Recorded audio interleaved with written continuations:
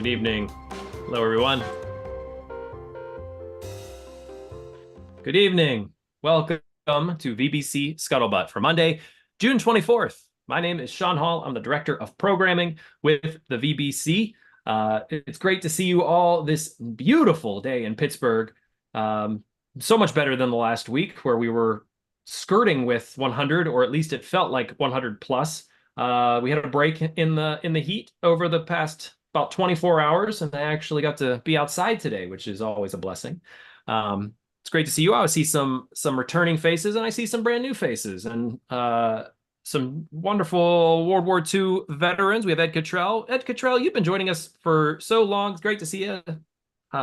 Julia Parsons, I see you in the room too. It's great to see you as well. Don Nemchek, I see your Pirates hat. I was actually at my Pirates game on Sunday. Got to watch the new Phenom Skeens pitch. His first pitch right out of the gate, they cranked a home run. I was like, well, this is going downhill, but he then got about 8 strikeouts over the next several innings. So it was a good day at the park, and it was my daughter's first game, so we had a lot of fun. Bill Balabanow is here too, from Normandy even.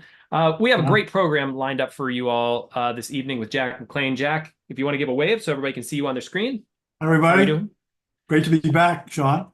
It is great to be back. This is sort of like a follow-up to our conversation that we had with you last year about your book, Loon. We'll be talking about your book, Found, here in just a few minutes. And for those of you joining us new, this is the VBC. Our mission is creating communities of listening around veterans and their stories to connect, educate, heal, and inspire. Usually, we have Executive Director Todd DiPastino or Glenn Flickinger joining me to chat or host or co-host. And tonight, Todd is actually, he's gone to Croatia. There's you may have noticed that VBC was going to be doing a trip there. There's a huge UN veteran celebration happening that the gentleman who was running that reached out to us and invited us to, invite all of you. So Todd is off on that trip. So I will be flying solo tonight. And since we will be talking about Vietnam and the return home for our veterans here this evening, please feel free to just use the chat, wave your hand. Hopefully I'll be able to see it. I might be in a different view. So if I don't see you waving your hand, somebody put in the chat, hey, this person is waving their hand, and I'll be sure to call on you because we will want to hear your thoughts as we walk through Jack's story this evening. I'll get to a station break a little later in the program, but without further ado, I would like to jump right into Jack's story because, as I said, we are having sort of a second conversation, a follow-up conversation here. And since we talked last year about your book, Loon, which covered your time in the Marine Corps in Vietnam, I thought we would sort of brush up on that. There might be people here that may not have seen that program and may not know of you. But since we're going to be talking about Found, which is the follow-up, your return home, I kind of wanted to go back in time a bit and back to Loon and back into that story a bit so that we can sort of plant the seeds as to what you were experiencing and what the new book is about. Well, good evening or late afternoon, everyone, depending on where you are, or late night if you're in Normandy.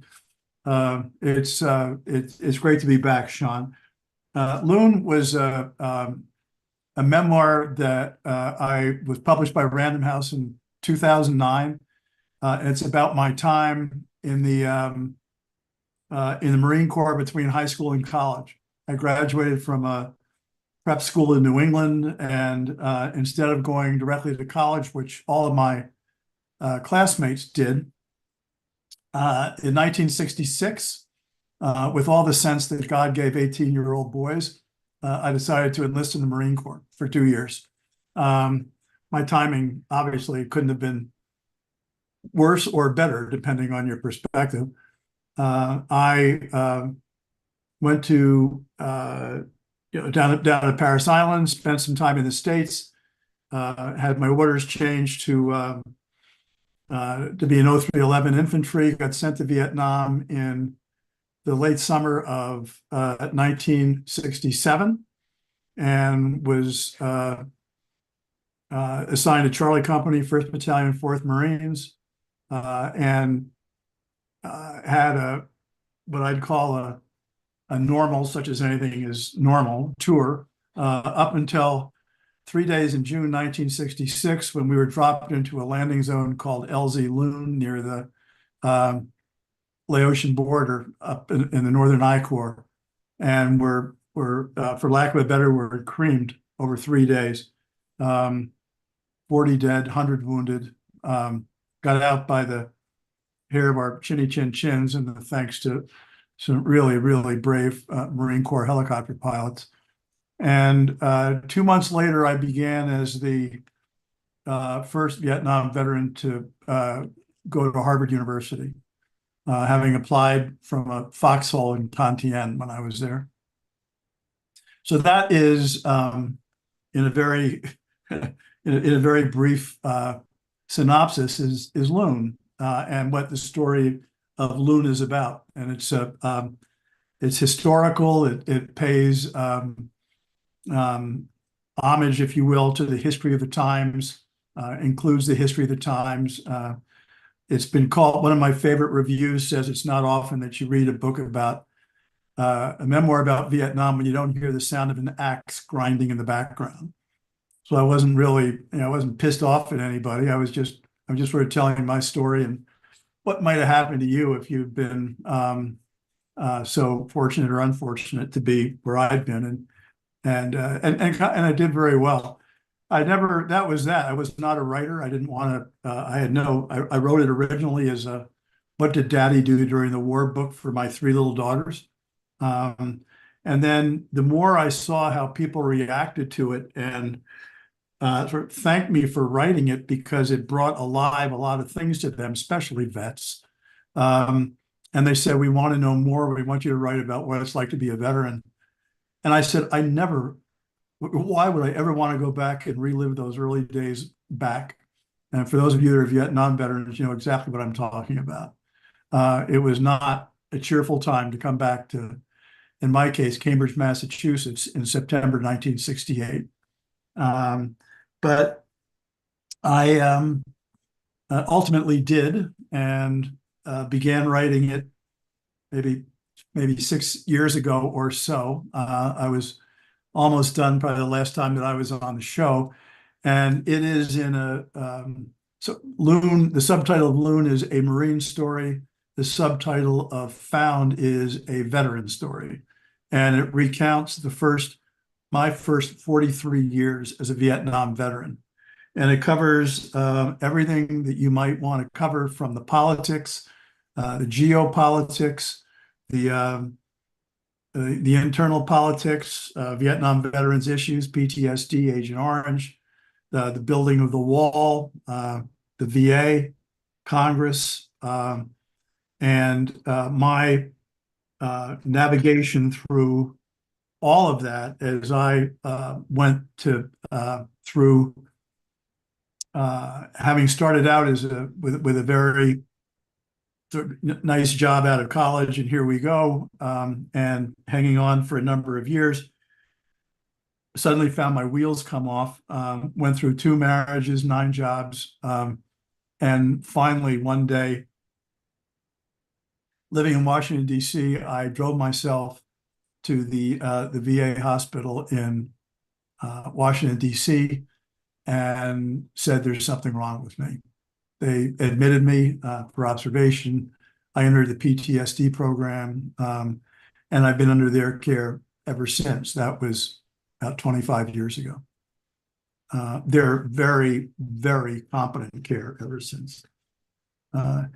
Intertwined within the story of Found is I had a buddy of mine who was killed on Loon, one of 40, who lived in Dover, New Hampshire, which, for those of you that know New England, is not all that far from Boston, about an hour and a half.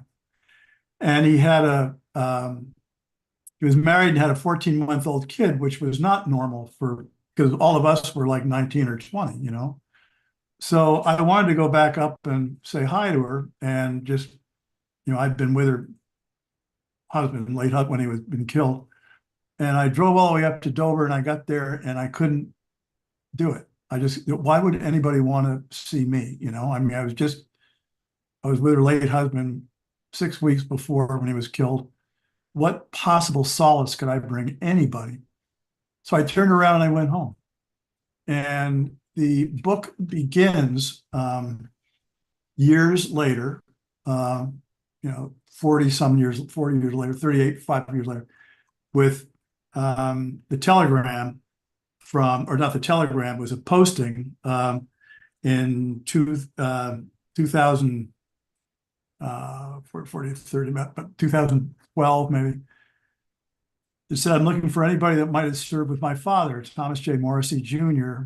He was with, 1st Battalion, 4th Marines, and here's where he was killed. And if you know anything about it, here's my number. And it was forwarded to me by the guy that sort of kept an eye on our website, our battalion website. And this was very new stuff. This is back, not back before there were battalion websites. And I got it. I called him immediately. I said, this is the kid. So the 14-month-old was now 43, 42, had a family, 2 kids. And I asked him at the end, and we talked for an hour, hour and a half. He just sounded just like his father. It was just, you can only imagine, I'm sure you know, how emotional it was for me. And I'm sure for him, I was the first person that he'd ever spoken to that knew his father in Vietnam. And I asked him at the end of the conversation if he'd ever known. He said he was raised by his grandparents. I said, well, did you know your mother? Because when I was in Vietnam, Tom was always showing us pictures of his mother, of Norma and Tom, his wife and the baby. And he said, no, I don't know my mother. So that sort of triggered a haunting spine tingle. And I left it at that, not knowing how I'd ever find somebody. And being sort of satisfied that I'd found him. And about 8 months after the book was published, I got an email from Norma Morrissey. And she'd seen a blog that I'd written about Tom. And that led her to the book. She had read the book. And she just wrote a note that said, so she found my email address. And she said, I just want to thank you for the nice things you said about my husband, and my late husband. He was the love of my life. I didn't say, I said no more than 2 sentences about her husband in the whole book. But they were pretty, he was a cool, they were pretty cool. And that began a relationship with her and a relationship with her son separately over many years. And the story of my, the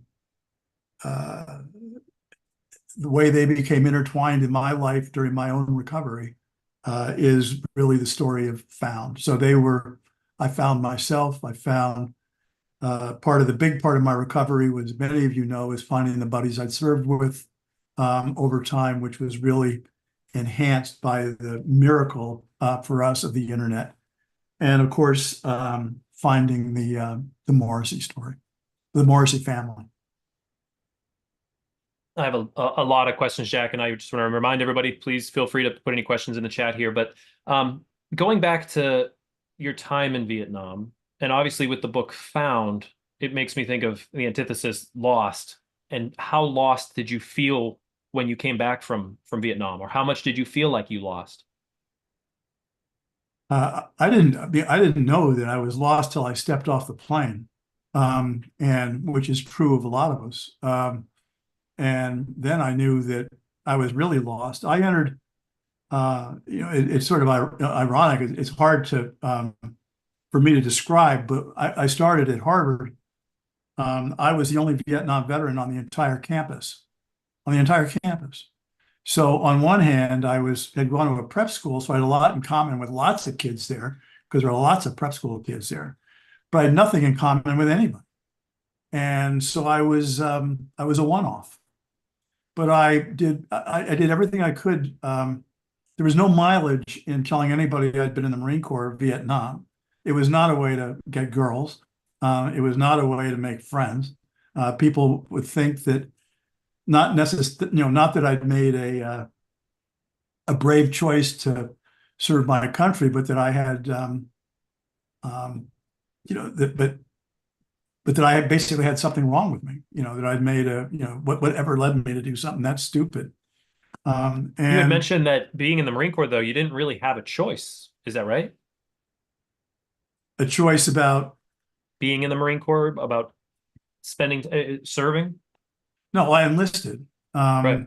So I did it voluntarily. I mean, circumstances were such during my senior year at Andover that um, I just I'd had a really, really tough time academically, and I applied to colleges. I didn't really get into any.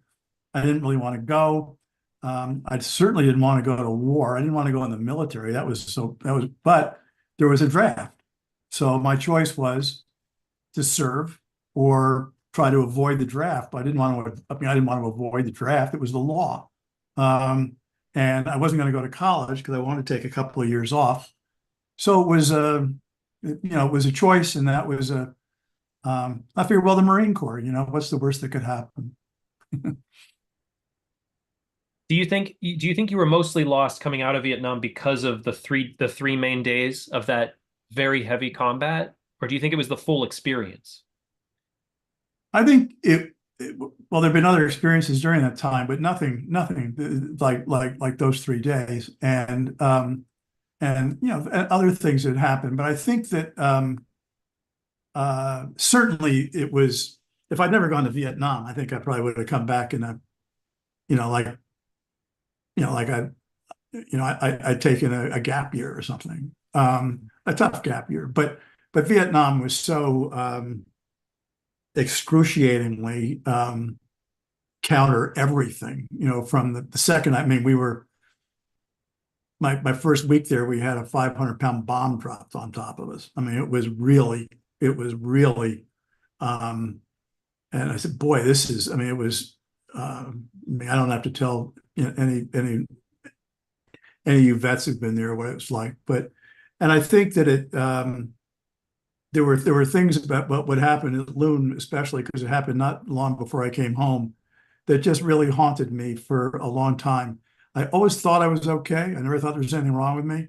I went to the VA sort of early on about some skin issues I had, but they said, well, you gotta, there's nothing on your DD-214 about skin issues. Well, they never, I mean, there was nothing. The only thing that was right on my DD-214 was my serial number and my rank. And everything gets sort of put together by a hassled clerk when I was discharged. So that was it. That was my early signs of Agent Orange, and it wasn't until and I just denied that I had anything mentally wrong with me for years, and I boxed it until finally it just exploded. I mean, it just exploded almost in real time, and and it's so I've been that's what I've been spent the rest of my time since then, basically recovering from. When you were writing Loon, and you said this was mostly for your three daughters, did you feel like you had to sugarcoat anything or edit anything out of your experience, or was this a raw telling so that they could understand more about why you are the way you are? Sean, I wrote 110 letters home when I was in the Marine Corps, from the time I arrived at Paris Island until the plane coming home. And so I had a guide. And I mean, one of my older daughter had read them. She was familiar with them. And they were largely sugar coated. I mean, they were detailed and long, but but I wasn't telling them, like any of the really bad stuff. Mhm. I'll tell you one, but I had an editor who kept my feet to the fire, and would not let me sugarcoat things, and said, if you're writing a memoir, then your readers are going to know right away whether you're being out there, whether you're telling the truth, but whether you're sort of holding anything back. So at the time I went on R&R to Singapore, for example, I wrote for several pages about what it was like to anticipate going on R&R. And my R&R was everybody's R&R, everybody's telling you where to go, what the hotel to stay at, what girl to find, what this, what that, everything. And it's just, and you get there, and of course, the second you come home, your R&R is still everybody's R&R. Everybody wants to know what happened, what was it like, what did it smell like, what were the people like, what was because it was. And so when I wrote everything leading up to it, I talked about everything up to the point where I got to my room and I collapsed and I fell asleep on these crisp, clean sheets. And I went to the bathroom and closed the door because I could. And then on the third day, I went down and I saw something in a newspaper at the newsstand. And my editor wrote back and said, Jack, this is great, but your editor and your public want to know exactly what happened during the first 3 days. And so I said, well, I'm not sure I want to talk about that. And she said, well, you got to talk about that because that's what happened. Otherwise, so it caused me to do some of my best writing about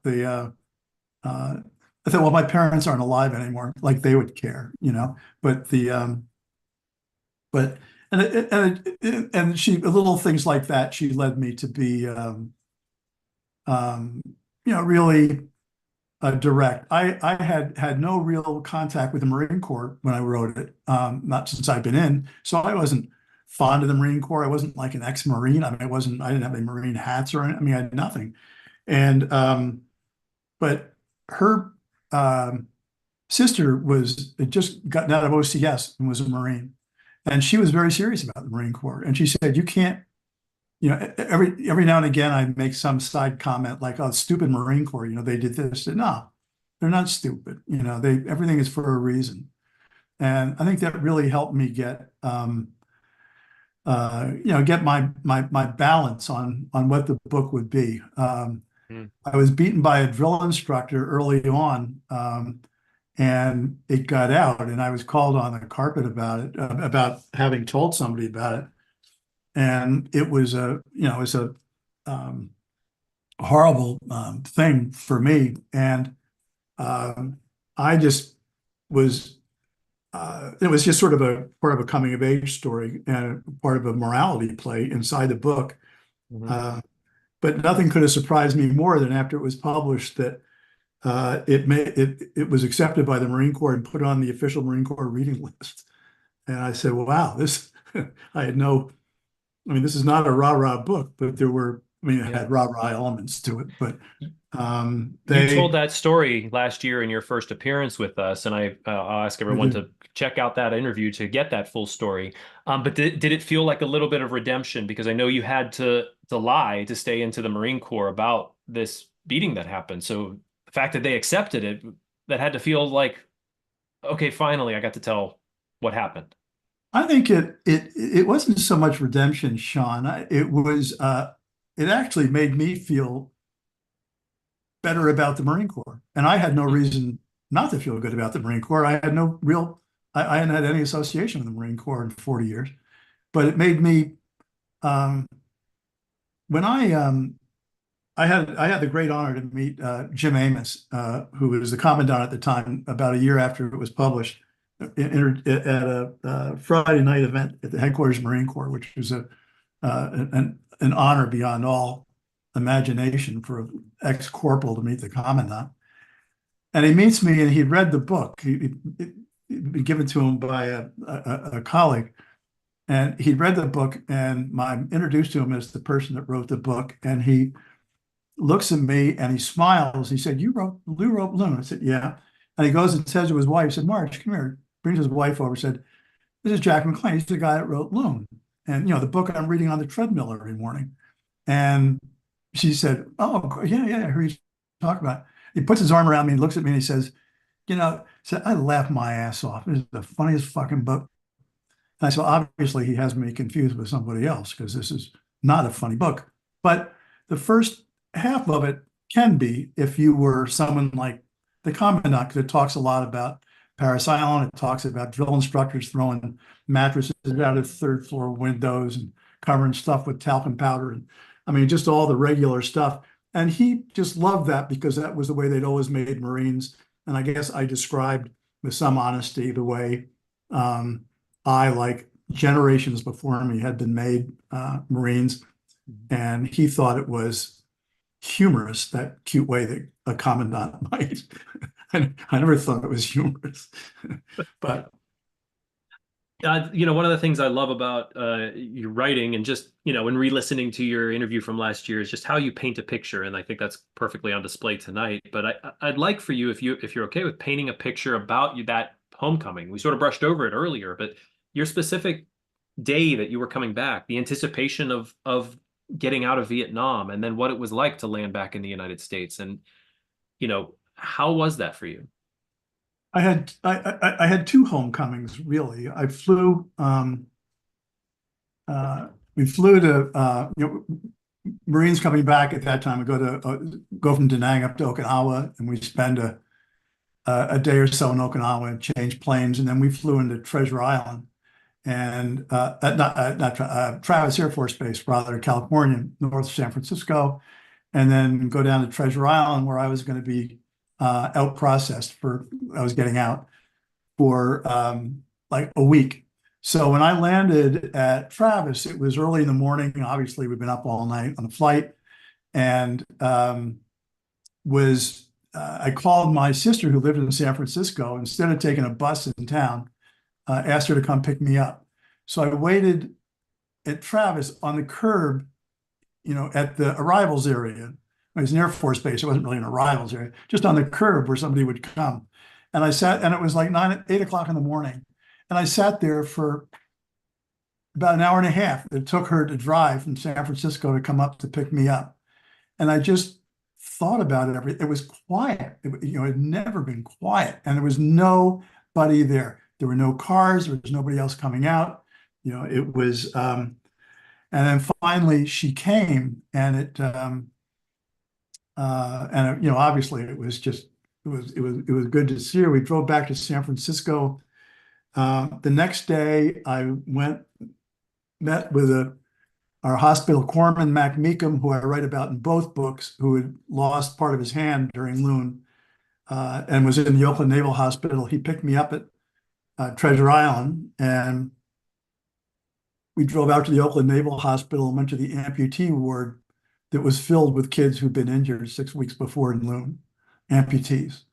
And it was stunning. I mean, it was, what the fuck did I mean, it was just amazing. I mean, that's the wrong word, but it wasn't even awful. It was something I had no words for. I mean, there they were. I mean, guys I'd known, and I'd seen them, gotten a medevac to, help someone get medevac. And then a couple of days later, I got discharged and flew home and landed in Boston. My parents met me, and it was all, and we, as I said, probably in both books, it was the stuff of dreams. Here I am. And we drove back to our house, which was just outside of Boston, and it was in the morning. And I dropped my father off at the office, and my mother and I had breakfast, and I went to bed. And when I woke up, it was all sort of, have you thought about what, it was completely surreal.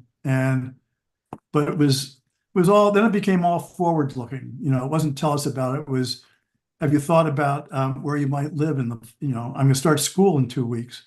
Have you thought about where you're going to live? You're going to live at home, you live in a dorm. Do you know what courses you're going to take? Everything was, was forward looking. Nobody was looking back. And there was no celebration. There was no big family dinner. There was no, and this is not a knock on my family or my parents. It was, I think they were all just, obviously they'd had they'd had an awful year, just an awful year with me gone. And back then you never, there was no instant communications. I mean, it could be days before that anybody would know if you were alive or dead. Can I interject here? Because Sure. I'm realizing, because you said that you didn't really have any touch with the Marine Corps for about 40 years. Right. So was your time when you went to that hospital and saw all the casualties of those 3 days from Loon, was that the last time you really were face to face with everything? It was the last time I ever saw anybody I was in Vietnam with. Until that was 1968, August 1968. And in 1990, 78, 88, 9, 91, 92, about 93, I was sitting in an office in Washington, D.C., alone, and it just started to haunt me. It had been haunting me. It built and it built and it built. And I had to speak with somebody. I hadn't spoken to anybody I'd been in Vietnam with. And I didn't know whether it was a nightmare, whether it was a dream. I didn't know what was real, what hadn't been real. And I knew that my commanding officer, Bill Negrod, had gone to Miami of Ohio. And I had, I mean, we hadn't been great buddies, but, but he was, I respected him more than any person in the world. And so I called Miami of Ohio. You probably couldn't do this today. And they gave me his home address, which was in Scottsdale, Arizona. And I sent him a letter, which is in Found. And it begins, "Dear Skipper, there can't be anything in you that would remember me after all these years." I mean, why would he remember a corporal? And he said, "Well, I do have some memory because, you know, not all of my troopers went to Harvard. I mean, I remember when you left, and also one of the first chapters of Found is about my sort of exit interview with Bill in up in Cantien, just sitting around with him trying to convince me to stay in the Marine Corps, which he knew was a fool's errand, but just sort of the game of cat and mouse that we played, which was really fun. And Bill and I stayed in touch. And I went out and saw him a year or two later. And the last thing he said to me was, "Jack, I want you to get Charlie Company together again." And I looked back at him in complete disbelief. And I said, "Bill, it took me 25 years to find you. How the fuck am I going to find everybody else?" But it was right when the internet had begun. And in fact, people did start coming back. And you could talk to people and say, "Did this really happen? What about that? I remember this." I'd be embarrassed to tell some people what some of my memories were because I didn't know whether they were real or my own little personal nightmare. But over time, and then we got 5 or 6 of us together, then we'd have a little reunion, and then we'd do it again the next year, and then it built, and slowly built. But Bill was the first. I gave a eulogy at his funeral 2 years ago. It was one of my greatest honors. Can I ask one more question about the hospital that you visited with the casualties? And this comes from my mind as a civilian, but did you at that time, how did you work in your mind that you were able to leave those 3 days and not be in the same position as them? Oh, I mean, it was I don't know, Sean. I never really thought about it. I mean, I thought about being just relieved I was in the position that I was in, and it never occurred to me that I wouldn't be in the position I was in because I was 20 years old and okay, So, and there's nothing, you don't get too reflective at that age. Right. And my idea of going, and it was an old, the Oakland Naval Hospital was an old decrepit place with frosted glass doors and stuff. And it was the kind of stuff, I'd maybe been in a hospital like that once before, where you'd see old veterans lying there, like World War II guys and stuff. And it was just it wasn't like a normal hospital, it was just like it was just sort of an awful thing. And here were my friends, that were there, without a leg, without an arm, with, just hideous other injuries, and just trying to make the best of it. We're all trying to make the best of it. Nobody knew enough to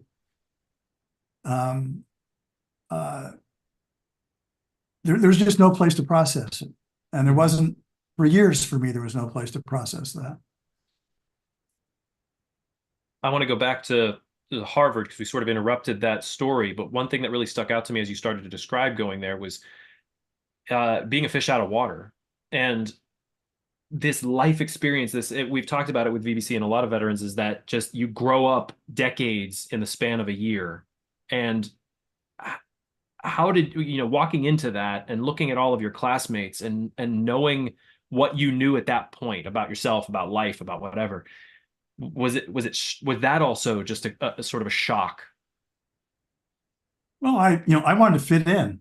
Hmm. I wanted everybody to like me. And if I told them I'd been in the Marine Corps in Vietnam in 1968, all protests and everything, it was just not a way to wasn't a way to get, people, it would confuse people.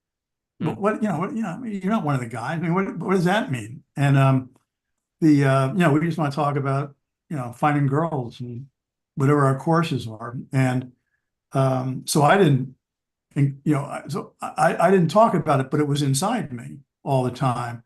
And at some point, as I talk about in Found, after a few weeks, I was dying to have somebody to talk to.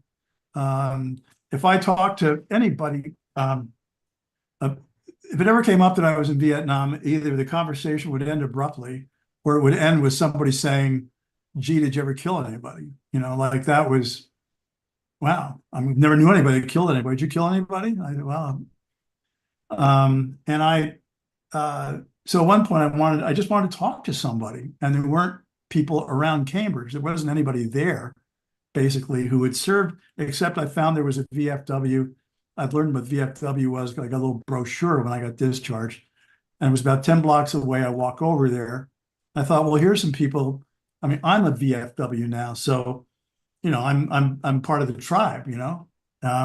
So if these guys at Harvard aren't going to listen to me, or they don't care about one way or the other, certainly these guys will. I mean, they'll embrace me as a brother, and I start going down that path. But and I walked in, and there were like 4 guys playing cards, a couple of guys shooting pool, 3 guys sitting back at the bar, sort of this dark, dusty room, about 2 in the afternoon. And nobody looked at me, nobody, and I walked back sort of toward the bar, dressed like a student, and in a collared shirt and khaki pants or something. And I said to one of the guys at the bar, who were all older guys, all World War II Korea guys. And I said, I'm looking to learn more about the VFW. And it's not a knock on the VFW, with whom I've had a very good relationship in recent years, but this was a different time back then, as Vietnam veterans will tell you. And I'm wondering who I should talk to about learning more. And the one guy looked at the other and said, I don't know, Bernie. I mean, Bernie's usually in around 5. Would he be the guy? Yeah, I guess he'd be the guy. I don't know. Why don't you come back around 5, and maybe Bernie will be here. If he's not here today, he'll be here tomorrow. And then I said, okay. And nobody offered to buy me a beer. Nobody asked if I wanted to shoot some pool. Nobody asked if I wanted to get dealt into the card game. And I just left as lonely and empty as I had been when I came in. And I said, it occurred to me then that whatever answer I was looking for didn't lie inside the walls of the VFW. I went outside, and I picked up a brochure of theirs, and I went outside and just to see what it was about. And I learned that the VFW had been founded, after the Spanish-American War, when there was absolutely no coverage, nothing for veterans, and how that was it was to take care of, veterans and their widows, and also to promote Americanism. And I was still just learning about like hawks and doves, and that you had to be one or the other. And I thought Americanism sounded sort of hawkish to me.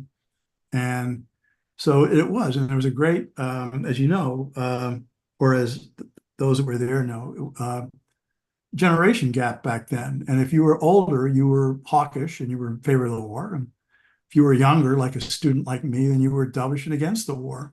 So to be someone like me who was youngish, looked like a student, so I was easy to categorize, especially for older guys in the VFW.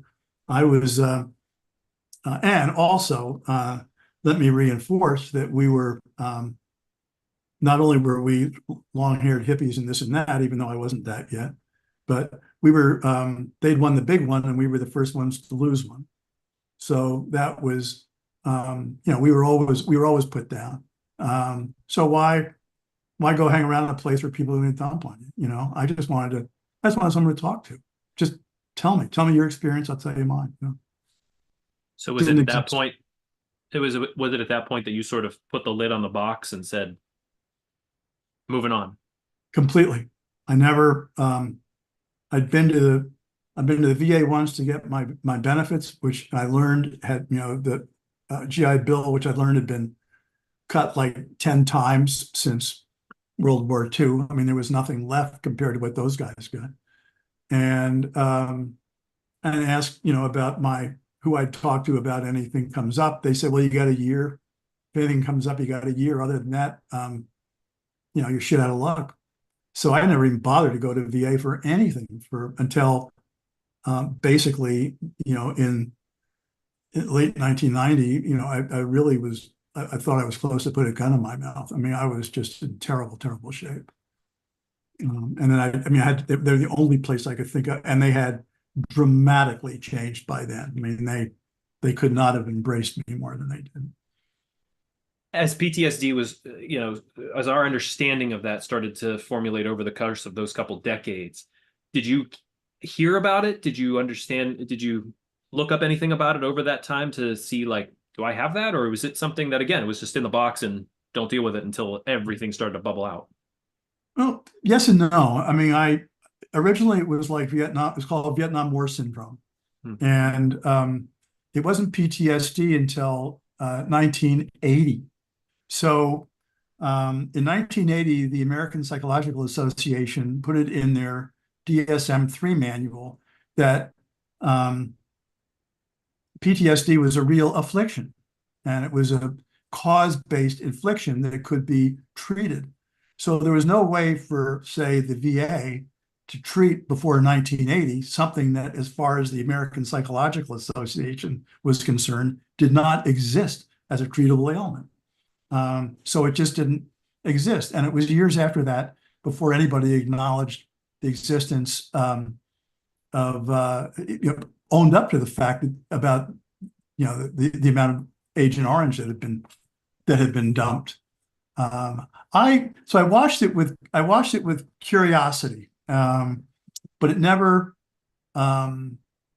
And I was having a lot of outbreaks. I was having anger issues. I was having a lot of things, but I just thought that was, that was me. How could that, especially years later, I thought if something was going to go wrong with me, it would have gone wrong with me like when I got back.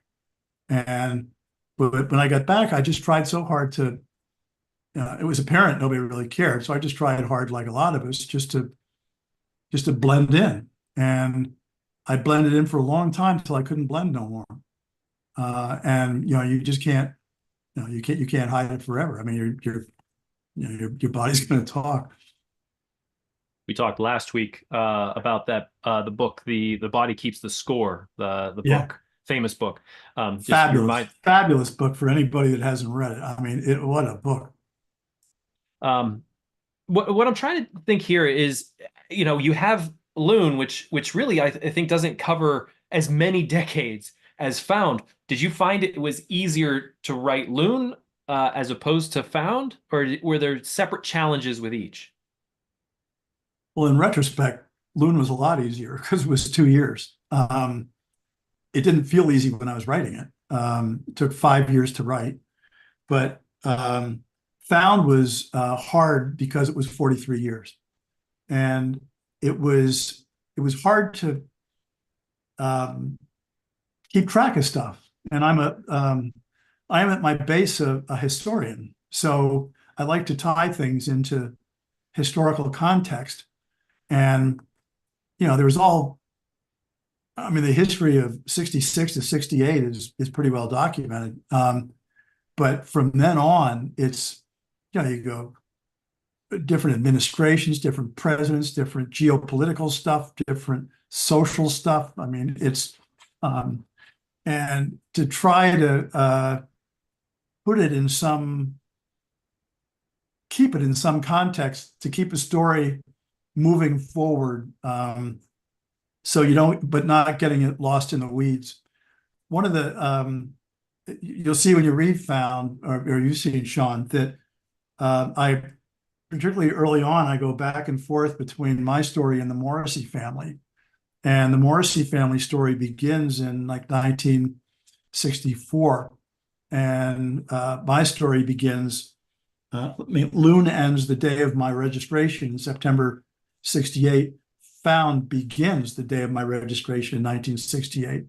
So a good big part of the Morrissey story, up to including the time he's killed, is before that. So I'm bouncing back and forth and trying to tie them together. And I finally had an editor who said, you should time and date stamp the chapters. And I said, wow.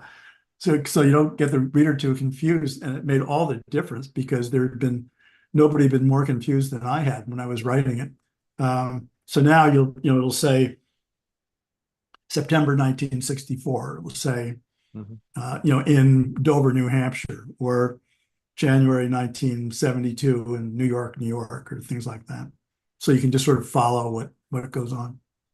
You mentioned before that as you started to unpack all of these things after going to the VA, you weren't quite sure what was the truth, what was nightmares, how did you dig deep and find the truth? And then when you were in the process of writing, was that and then talking to people who had been there, was that sort of that helped you put the pieces together?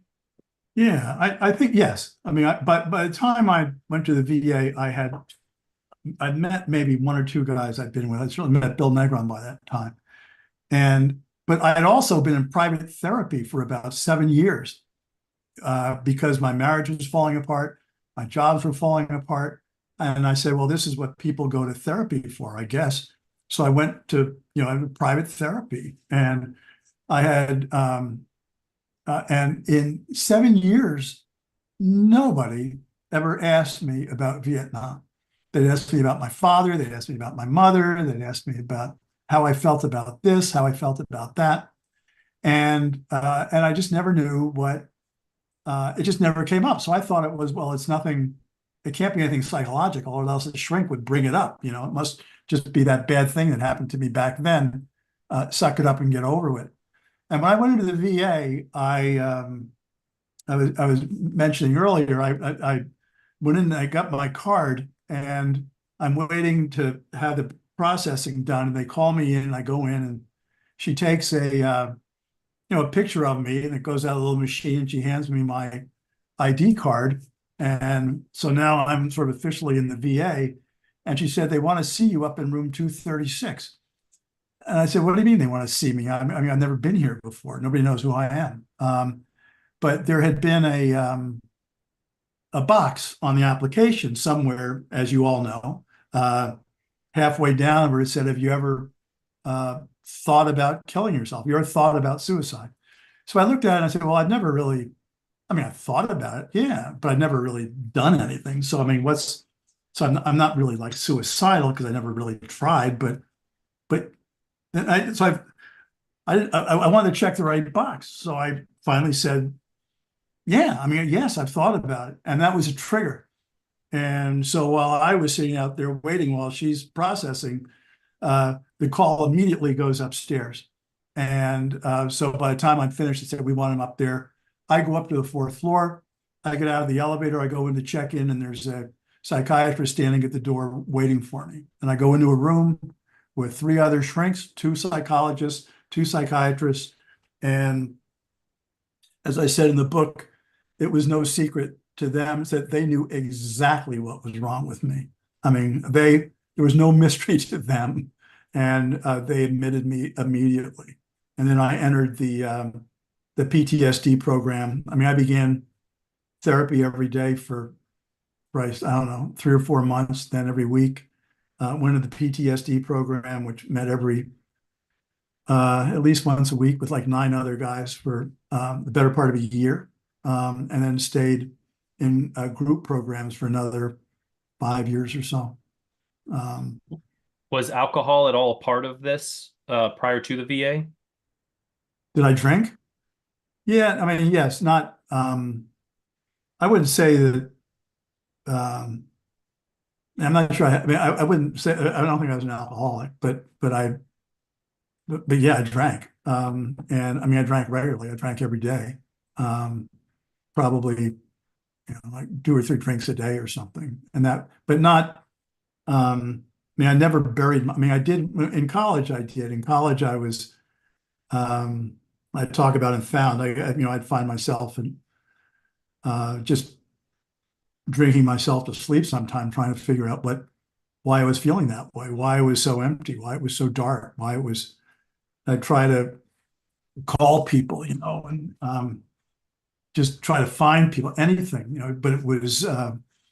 but once I met my wife and got married, I really, she pretty much kept me on the straight and narrow, which was part of the reason why, um, she was, such a good force in my life, which I talk about.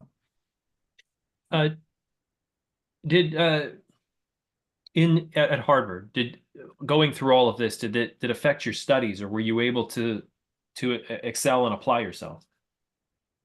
I don't think it affected my studies. I think I was so uh, conscious of wanting to do well because I'd had such trouble in prep school, Mhm. and they'd taken great risk on taking me. The fact that I was a Vietnam veteran was a plus. If I hadn't been a Vietnam veteran, I wouldn't. It was sort of an original thing. But I didn't. So I worked hard. I worked really hard for the first semester and the second semester and I did well. I wouldn't say that I excelled. It was tough.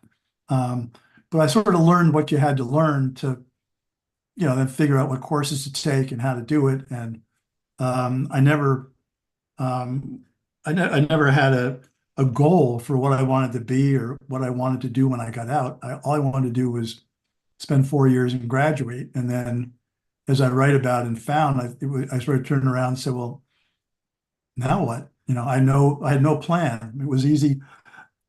In high school, you're going to graduate from high school. You go in the Marine Corps, you get through your tour.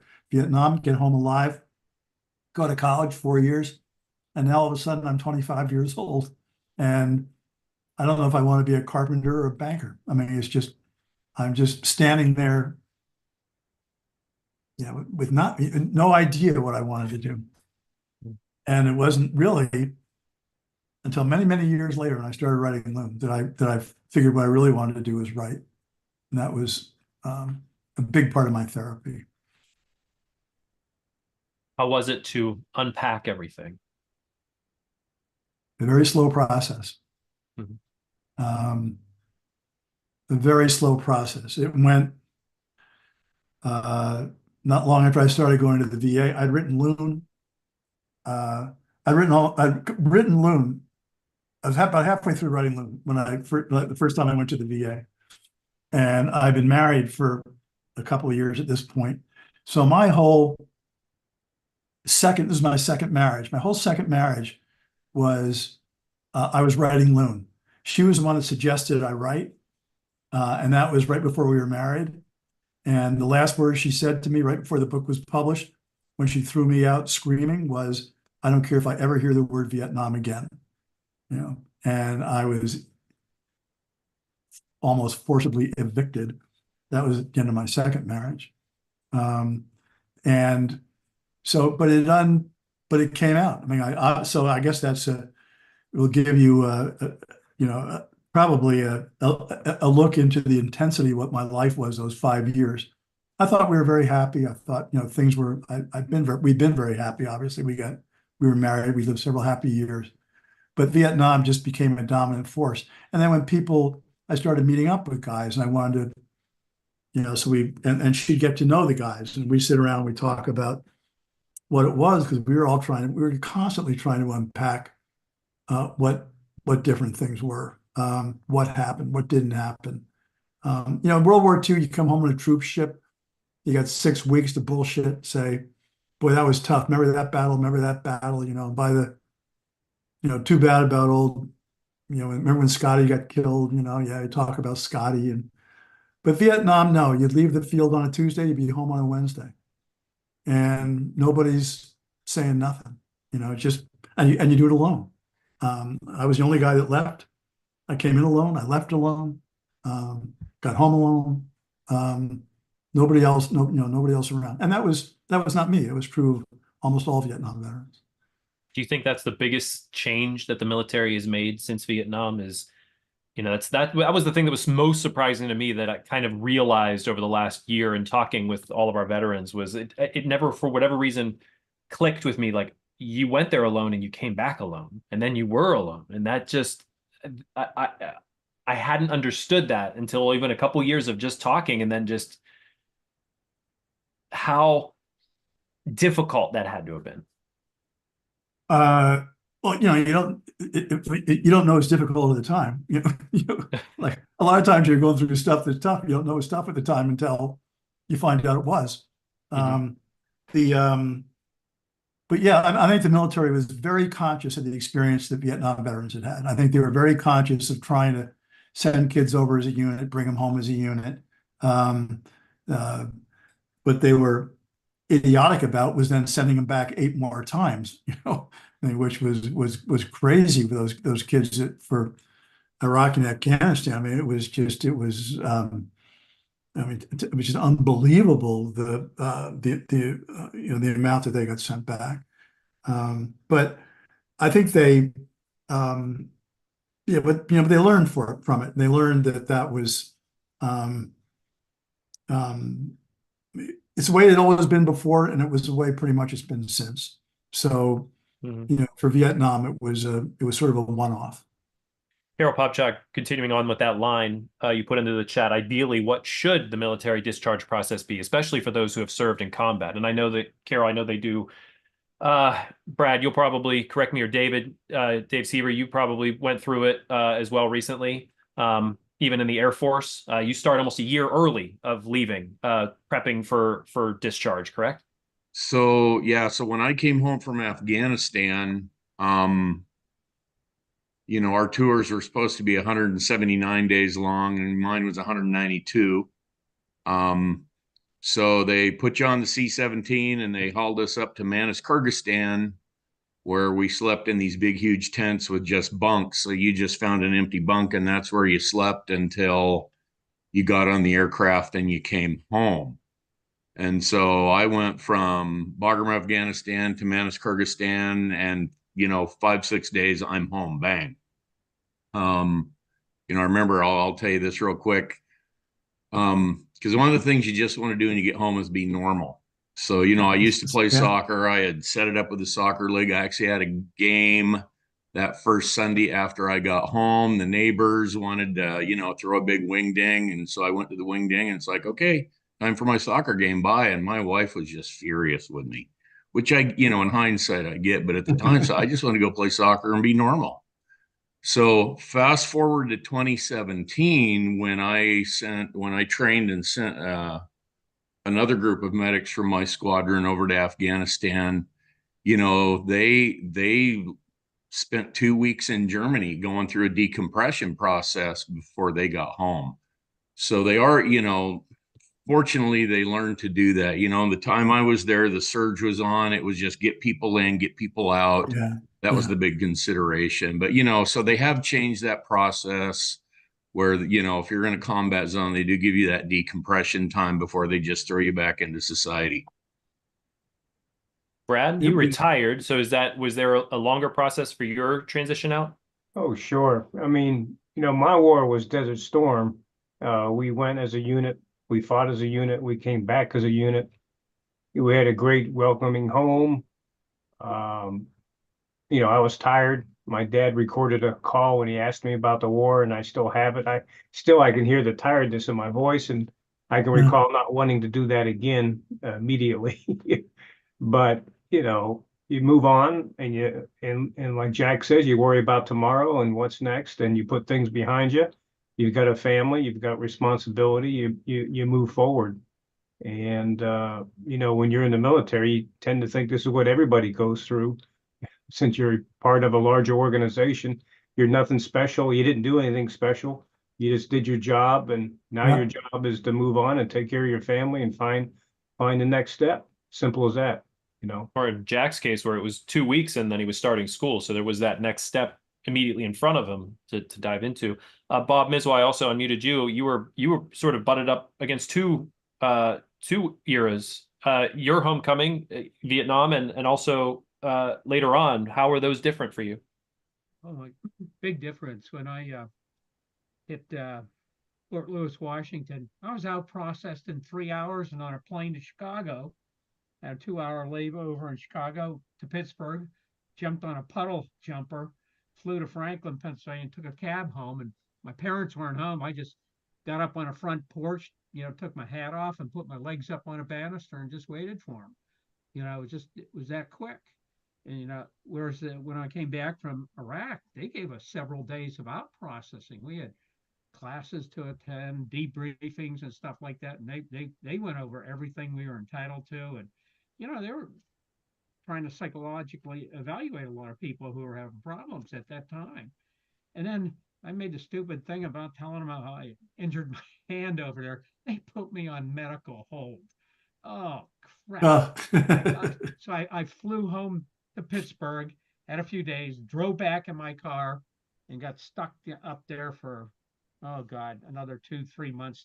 So they could finally hook me up with a hand specialist over in La Crosse. I mean, there I was at, oh God, what the heck, Camp McCoy, twiddling my thumbs and they trying to find things for us to do there. Yeah, it was crazy. So for 2 months, I was going stir crazy. I remember, luckily, a bunch of us took off and went to see some kind of special place. I can't remember the well-known person who had it. I don't know if it was the architect for Falling Water or what, but it was like a circus in a cave, and I wish I could remember. But it was totally different, totally different. And then when you come back, oh my God, everybody's patting you on the back. But I was lucky I went back to Oil City because backwater town, and they respected Vietnam veterans, not just bull crap that you had to put up in a big metropolitan areas near the liberal universities.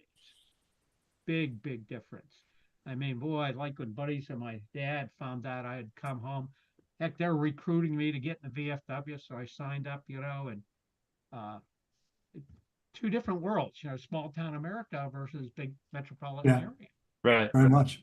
Rick Weber also unmuted you. Rick, I thought how was your homecoming? Is it same? You went alone? You came back alone? What was your homecoming like? I went alone. I came home alone. There were 3 plane loads. We got into Fort Lewis, Washington at 2 a.m. I was at the Seattle airport by 8 o'clock. I didn't do anything. All I wanted was my money, and I was an officer. I wanted out so bad I would have signed the papers. And they asked me for my medical records. I said they were destroyed. I didn't even give it to them. I could have. I didn't want to do what that gentleman had. Put me in and check me out. I wanted out. So to answer your question, but I fortunately was married, and my homecoming, my parents, my wife, everything was fine until my best friend threw a party, and all his friends came, and it went south. I left my own party because nobody liked Vietnam veterans, and that's the fact. I was never welcomed home by anybody in the military till 2012. I went to a reunion in 101st Airborne. General Petraeus was the first officer who ever saluted and thanked us for our service. It was 200 Vietnam veterans. Wow. So that's the way it was. Jack understood. He came home.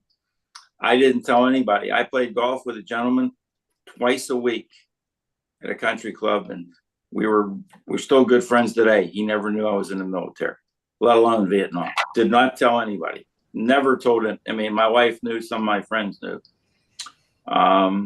Really a bad experience. My dad's VFW, and I do not belong to any Vietnam or American Legions. They're good, but at that time, they did not want Vietnam veterans. So, fortunately, and my problem, I was lucky. I was married. My best friend's father called me. He owned 2 companies and asked me to come work for him. I didn't really want to go to work. I was going to law school when I got drafted. But I went to work, and it was probably one of the best things that ever happened. I had a good life. So I had a job, but I will say this. Much of the people who, young guys, 18-year-old kids coming home, or 19-year-old kids, they were drafted or volunteered like Jack did. It was a big disappointment when they came home. They didn't know what to do, where to go. They were ostracized, and most of them couldn't get jobs. This was the biggest problem, and it was. I blame our government for not taking care of these kids. That was a real problem. Yeah. And kids would call and say they can't, the VA won't help them because they had to prove where they got these diseases, Agent Orange. You ask about redemption. Why I do what I do is redemption, because we were barely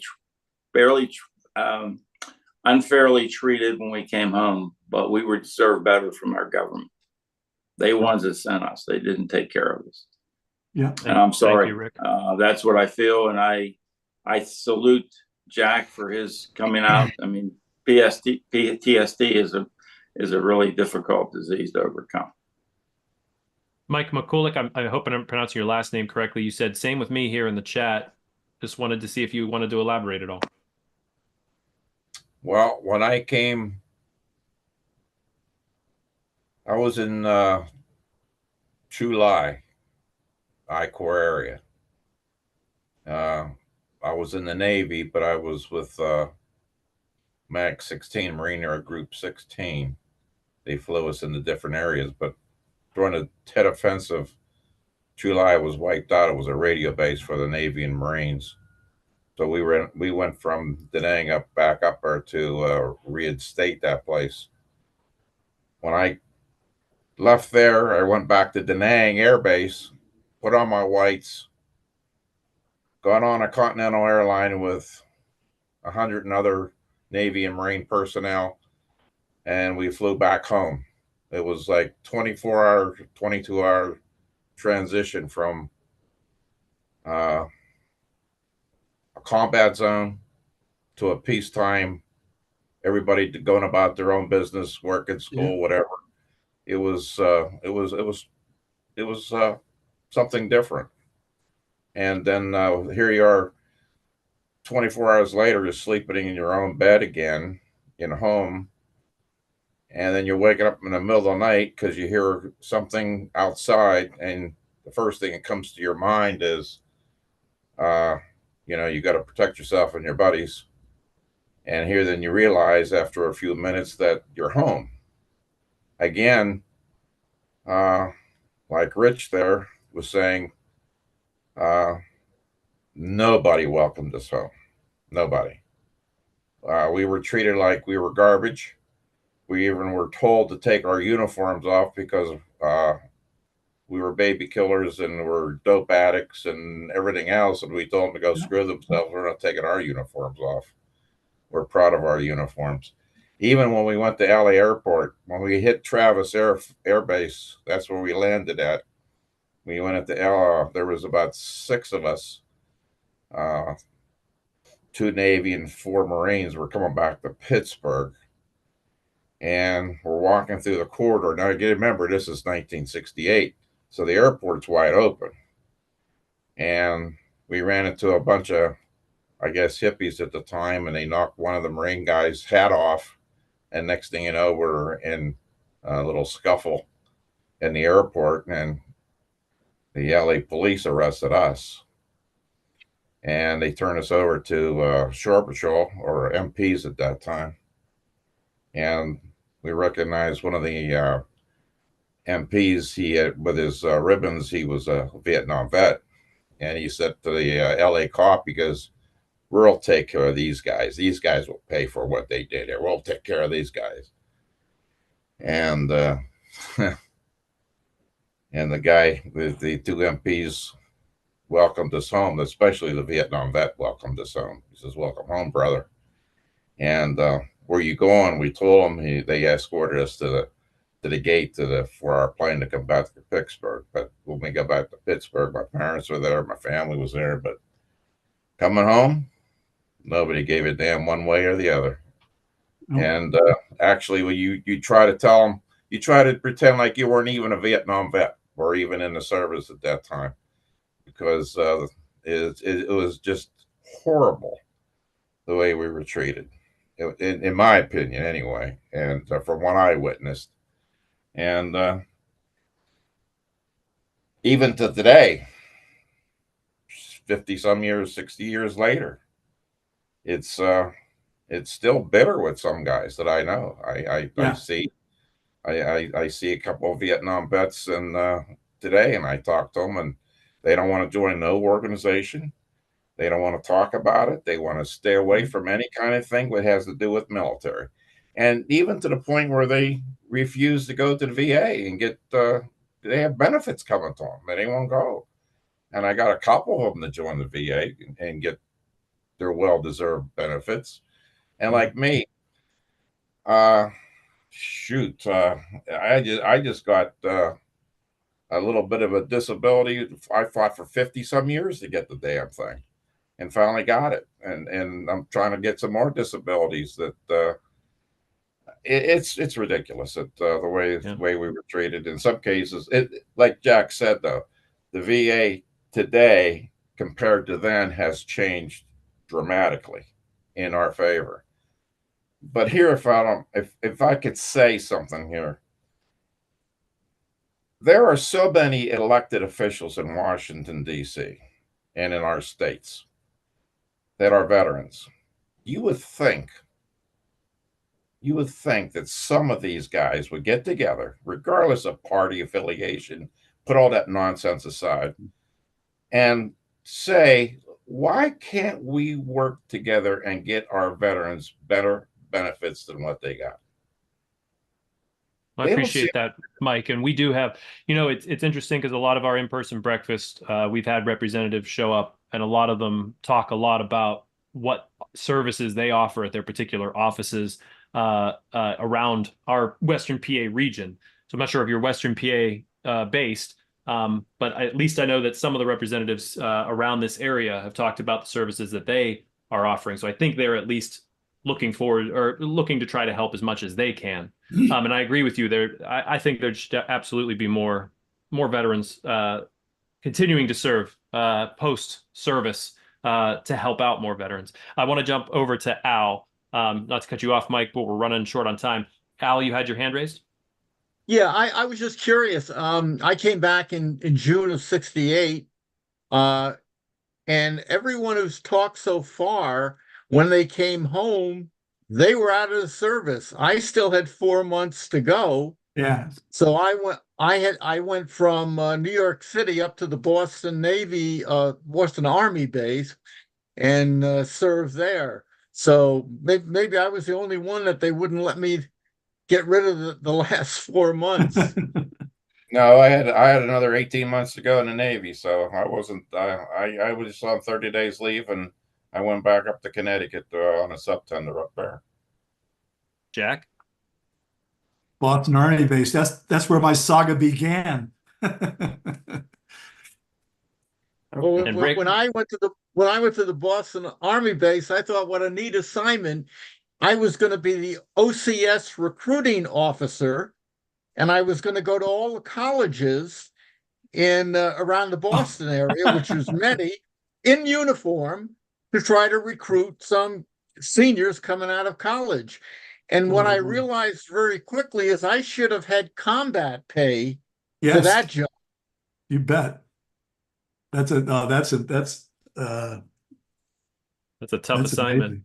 Yeah. Oh my God. I want to take a real quick station break here, just to thank our sponsors. Jack, I have a couple more questions before we wrap up. Let me make sure that I pull up my sponsor thing here. There we go. 1 second. Thank you all for waiting. And there we go. We just want to thank our sponsors. We have Tobacco-Free Adagio Health. They've been with us for quite some time. Tobacco-Free Adagio Health. They are dedicated to helping people prevent smoking, secondhand smoke. They're about educating people, children especially. They have many programs on offer if you want to quit smoking. And you can do that by easily calling the 1-800-QUIT-NOW or by checking out their website, tobaccofree.adagiohealth.org. We really appreciate their support for these, for all of our VBC programs, but especially for our online. Thank you, Tobacco Free. We also want to thank UPMC for Life. They are a new sponsor to us this year. They have been quite wonderful. They have a new veterans program, and they have a new program by veterans for veterans. They can help you make sense of your Medicare needs. They can put money back in your pocket, and they are very happy to do that. They've been appearing at all of our in-person breakfasts to talk about these programs, and we ask you if you would like to get some money back in your pocket, look up upmchealthplan.com/Medicare and talk with them. They have some really wonderful things on offer, and they are very active in supporting veterans. We also have a VBC magazine. This comes out quarterly, and it is free. So if you don't get it in your mailbox, because we don't have your address, just go ahead and send that to Todd or myself. Mine is Sean, SHAUN, at veteransbreakfastclub.org. We'll be happy to send you out a magazine, and that is going to be our next magazine that comes out in just a few short weeks. That is going to be our special edition for summer. And because we've been doing a Thursday night program based around the Masters of the Air program that aired on Apple TV Plus, if you don't know about it, it's the third of the trilogy of Band of Brothers, The Pacific, and now Masters of the Air. But we've been having everybody on, short of Tom Hanks, join us on Thursday nights to talk about Masters of the Air. So Todd, he's a phenomenal writer, and he does such great work with these magazines, but he took a lot of the stories that we've heard over the past couple months on Thursday night, and he's condensed them down to this magazine. So if you've missed Thursday nights and you'd like to get this issue, please reach out to me. We'd love to send you out a copy. And I'll also put a link in the chat for this program. This is a 2-minute survey you can do online. Just lets us know what you thought about this program, ways that we can be better. We look at these very carefully because we just want to make sure that we are providing the best possible programs day in and day out for you all. And we're going to continue to do that through the rest of this year, which amazingly, we've been doing this for 4 years now, these online programs, since the pandemic started. And then we loved them so much, we just kept doing them. And you never think like, oh, okay, how many people are we going to get? How are we going to schedule all these guests? 2 per week. That's a lot of guests. We have not short of guests at all. We have scheduled out through the end of this year, and we're starting to schedule into January next year because we have so many stories to get to.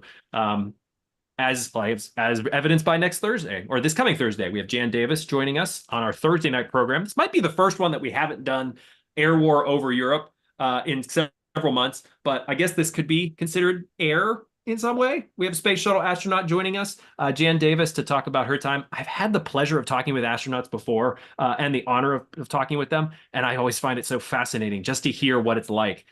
So please join us. This is the memoir of a heroic World War II B-17 pilot, POW, and his space shuttle astronaut daughter. Can't get any more. Wow. Yeah, exactly. Wow. But join us Thursday night for that. Glenn will be hosting that. I'll be on. And then Todd was so kind to give us a Liberty Pass for next week. So no VBC Scuttlebutt Monday night and no Jedish Generation Live for 4th of July. So we will not see you guys that week, but we'll be back the following week with our regularly scheduled program. And now we're back to our regularly scheduled program right now. Jack, I liked taking sort of a detour to talk to everybody here about their homecoming, because one thing that really struck me about all of these other conversations we were having was, did it ever strike you that writing Loon and Found could inspire others to tell their story? Oh, yes. I mean, it's I'm just so fond of saying that everybody has a story. I mean, everybody has a story. I worked with groups that help. I work with groups that work with the VA to help to take veteran stories, have them in an interview, like a Zoom interview for an hour or two, and then have writers like me transcribe them and create a story out of it and have it pinned to their VA file. So before a physician comes in to see you, he can look at it, say, the guy was in the Air Force, he served in Iraq, he was this, he was that, he was wounded, he was something, and he walks in, he knows something. He knows a little bit about who you are. He's got 2 kids, and I love hearing the stories. I could sit here all night and hear each of your stories as just just from the snippets of each that I've heard. I can't, it brings me, it doesn't, I don't want to say joy, it brings me like relief. It hits something in me that just tells me I'm not alone. And I can't believe for not just the Vietnam men and women, but the and those more recently, but that we all spent so much time alone, you know, that we all went through, so many of us went through this alone without necessarily even knowing we were alone, you know, until, so to be back in the arms of any veteran, to me, with honor is something. I had a guy, a quick story, a guy from Terry Tillery who you'd read about in Found, who was the first guy that told me I should apply for PTSD. And I said, Terry, there's nothing wrong with me. I mean, why? And he said, Jack, let's get things straight. You served in a combat unit in Vietnam for a year. 40 of your buddies were killed, 100 of them were wounded. You came home, you've had 2 marriages, you've had 9 jobs in the last 3 years, and there's nothing wrong with you? So you're as fucked up as the rest of us. I mean, you are. And so I went at his direction. He took me by the nose to do it, and applied. And then his last words to me were, whatever you do, whatever the decision, and that was back when it would take months, appeal. I said, well, why would I appeal if, you know, if they get the decision? Because they'll always try to fuck you, so appeal. This is the old VA. This is not as true now. And so I was so excited when I got that. My first decision was maybe 20% PTSD, and way back. And I sent him a note right away. And I said, I just, you know, thank you. This is amazing. I felt so validated. He wrote me back one sentence. Did you appeal yet? Just, and I did, and I did, and I did. And I never would have without him. I went through the, as you'd read, you know, the Veterans Appeals Board. I went through all manner of things. And it was just took me a long time to understand that there was, in fact, anything wrong with me. And he would slap me and say, 2 marriages, 9 jobs, you know, but I'd say, yeah. But, you know, I was luck of the draw. No. So the stories are the best. And I love hearing them. I can't hear them enough. So I thank everybody for that shared today. I know there's probably others there that didn't. And if you want, I mean, I'm easy to find at jackmclean.com, jackmclean.com. And there's stuff on my books there, but also places to write comments. And I would love to hear from anybody that would write, and I answer everything. I put your website there into the chat, so anybody can just click that and you pop right over. You'll find your books, Thanks, and like Sean. you said, be able to reach out. I mean, you categorize, you titled them a Marine story, a veteran story, but how do you categorize each one of these for you? Is it a war story, Loon? Is it a you know, a self-reflection in Found? You know, how would you personally categorize each one of your books?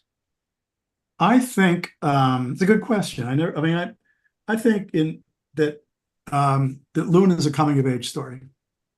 I think it's it goes from 19 to 21. I think it's very much a coming of age story, as anybody running during that period would be. Found is, I am told, in fact, a tearjerker. And it's people cry, and people write me a lot and tell me they cry. And it's a very emotional book, and the emotions have somewhat to do with me, although I give a lot more credit to the Morrissey family and the story of what happens to a family that is just so horribly fractured by war. All these years later, a mother and a son. I mean, it's a story that unfolded in real time while I was writing. I had no idea how it was going to end up until until it did, and which is about the time that I finished writing. But it's if for that alone, it's an amazing story that will reinforce your love and faith in humanity, if nothing else, by the very act of war that took all the love and faith out of that family. Is it spoilery to ask what happened to the mother and son? Or should we read the book? Yeah, I gotta read it. I did an event a few weeks ago, and a woman, a lot of older, about 200 people. They were all older, so they were all. It was like 10 o'clock in the morning at the library, so they were all. I was the youngest person there, and afterwards, this lady came up, and she was on the arm of her friend, and they sort of dawdled up to the stage, and I was selling books if they wanted them, and she said, but you talked about Mrs. Morrissey, Norma Morrissey, at the beginning sort of your remarks, and near the end, you talked about her son Thomas, but you never talked about what happened. And I said, well, I can't tell you what happened. You got to read the book. You got to buy the book. And she said, well, I can't read the book. And I said, why not? She said, because I'm blind. And I said, oh, fuck. Well, and so I said, this violates everything that I stand for, but come here. I pulled her aside. I told her the rest of the story. And she said, okay, can I buy the book now? And so she bought the book, but it also motivated me to say, this is, I've been remiss in not doing the audio book yet. So I'm in the process, as recently as this afternoon, of narrating the audio book for publication, probably in a couple of months. You're narrating yourself? I'm doing it myself, yeah. I wish I'd done Loon. I got Random House sort of tricked me, but I would have. I wish I'd done it in my own voice. I think it would have been better as an audiobook. This will be good as an audiobook, I think. Well, you certainly have a face for audio. I mean, a voice for audio. Al Smith, hand raised. Yeah, I know we're running out of time, but I'm just curious from the other Vietnam vets on the call. When you came home, would you say your degree of patriotism was greater than when you left for Vietnam, the same, or less? And I ask that for a reason.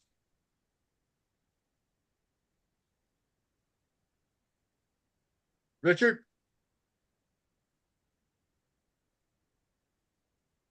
I'll ask you to unmute. Rick, go ahead. Rick, you'll have to click the unmute. Hold on, Rick. I'll send you the unmute. Hey, sorry, I pushed the wrong button, Sean. That's okay. There you go, Rick. Okay, I was a company commander. So most of my platoon was much younger. And when I got out, I actually extended to get out of Vietnam. I actually stayed in the war zone 3 extra months. I spent 12 months in the field as a platoon leader and a company commander just to get out. But my mission was not necessarily patriotic. My men still cared. I cared about them. The one thing that I will say about Vietnam, there's no stronger bond between Vietnam veterans. We were dishonored and we were not taken care of. So we take care of ourselves. And if you say you were in Vietnam, you're one of my brothers. Unquestionable. There is no better bond than that. Whether you're Marine Corps, people run into people. And now we're wearing hats only for the fact that we can point out to a guy and walk over and say, welcome home, or thank you, because no one else did that for us. And to answer your question, yeah, I'm very patriotic today. You can ask Sean. I got flags. You have a flag day. We actually retired 30 flags on Flag Day. We saluted every one of them. But yes, I'm very proud to be an American. I'm very proud to serve my country. But I don't think our country served us well enough at that time. So my goal is to take care of my guys. And I think that's the most important thing we have, is to stay together. I'm a Vietnam veteran. I'm a Currahee, 101st Airborne, and that Currahee stands for We Stand Alone Together. And together we stand as Vietnam veterans. So I appreciate Amen. Jack, and I appreciate all Vietnam veterans. So it's my honor, and I understand where you're going, Jack. It took me 40 years to come out of the closet.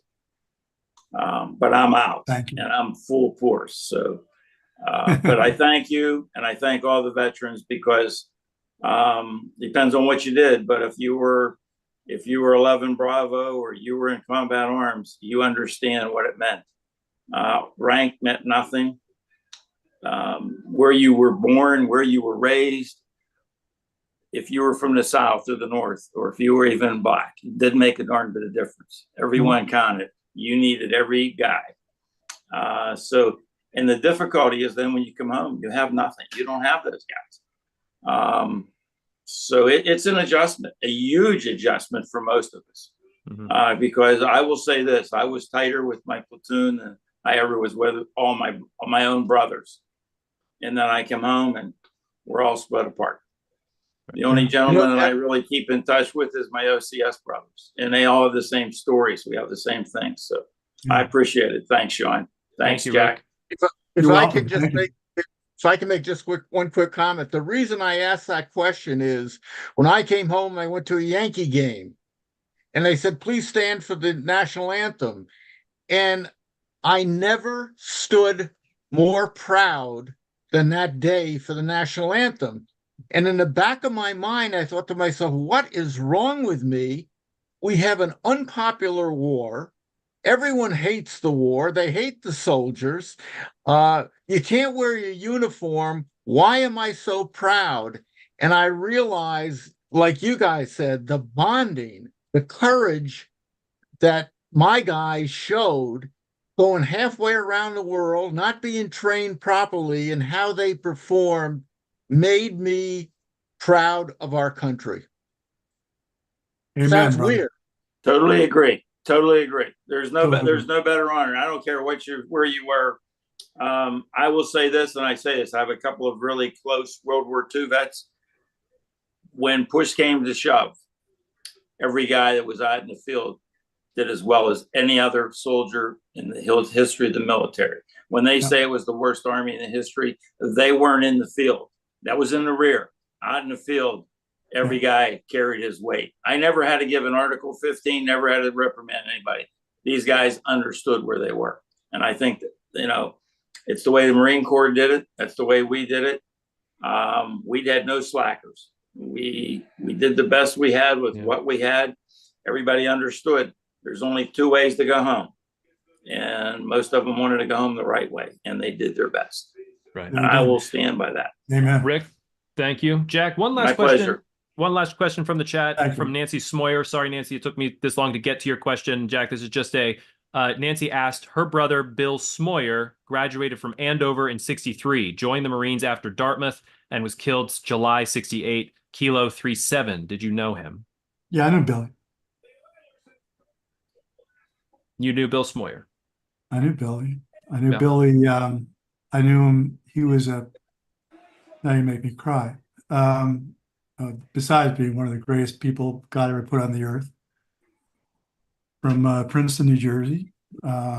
He was one of the greatest soccer players and hockey players I ever saw in high school at Andover. Just a fabulous hockey player. Good friend of other friends of mine who'd gone to PCD and who knew him in Princeton. He went to Dartmouth, and years later, and was in OCS and died damn near on his first week he was in Vietnam. Years later, Jim Wright was president at Dartmouth and was a veteran, Marine Corps veteran, pre-Vietnam. And we got to know each other through, he's written a lot about Vietnam in books. And he ran a course on Vietnam, like a January course at Dartmouth. And he asked me to come up, and he and I became very good friends. And he asked me to come up and speak once. And there were maybe, I don't know, 15 kids perhaps from Dartmouth who were killed in Vietnam, which is probably more than Harvard. and a much, much smaller school. And he had us, I don't know if you're aware of it, he had us write, not us, I was like an assistant sort of teacher for the course. They drew names out of a hat. There were about the same number of kids in the course. They drew names out of a hat, and then they went to write the biographies of each child. And where families gave permission, they opened up the registrar's office and let them do that. A lot of them contacted families to see if they could get back, and they wrote their stories. So they'd all have those stories. Jim went back to Vietnam. He died several years ago, but he went back to Vietnam, I don't know, 5 years ago. It was probably 8 years ago. It was after the Loon had been, and he went to the spot where each of those kids had been killed. And he found the rice paddy where Billy had been killed. And he walked into the rice paddy and he found townspeople that knew where it was. You know the story, right? And he brought a hockey puck with him and he took it out of his pocket and he stuck it down as deep as he could in the rice paddy to honor Billy in that spot. I can't believe you're a sister. I can't believe you're a sister. Yeah. God bless you. I mean, God bless you. What a remarkable man he was. Oh, It's nice to hear you confirm that. oh, what a tragedy. I'll email you and we can. Please do maybe it. I'd love to carry it on because there's a lot more conversation there with Billy and with others actually that Sure. you would probably know. Well, yeah, right. Oh, thank you. You make me cry. I'm glad, Sean got around to reading that. I was going to write you anyway, though. No, what a wonderful guy. Oh, yeah, Ugh. he was. I'm glad. He was a treasure for sure. And it's, I never say that because it's always, well, you're just a proud sister, a family member, but when I hear other people say it, it confirms it. Oh, I knew him. He was one of a kind, Billy Smoore. I mean, he was one of a kind. I never saw him play soccer too much, but he was a great soccer player. But I saw him. I never missed a hockey game that he played. He and Morrissey. Oh man, what a line. Jack Morrissey. Yeah. Yeah. Oh my God, what a line. Oh. And Warren. Oh well, are you talking about at Andover or Dartmouth? Yeah, anyway. Andover. Oh, at Andover. Okay. I didn't know the Dartmouth guys as well. Yeah, sure. But if I took a deep breath, I could read off that whole Andover team. I knew them all. Well, I'm so happy that we were able to make this connection. I know, Nancy, you've joined us for quite a long time, so that's just happenstance. That's great. I'm so happy that we were able to get you guys talking about Billy. That's wonderful. Thanks, Nancy. Thank you, Nancy. And thank you all for sharing this evening, for being a part of this. Jack, thank you so much for your time. Again, the book is found. And if you'd like to read the first one, Loon, I know Todd can't speak highly enough about both of those. Every time he talks about them, he loves Loon. And I'm sure he loves Found. Thank you again, everyone. We'll be back Thursday night. Jack, we'd love to have you back again. Do you have another book in you? Oh, geez. leave me alone, Sean. Well, thank you all again. Maybe. Have a very wonderful, wonderful evening. It was great spending time with you all. Welcome home to all of you Vietnam veterans, and we'll see you soon. Thank you. Thank you.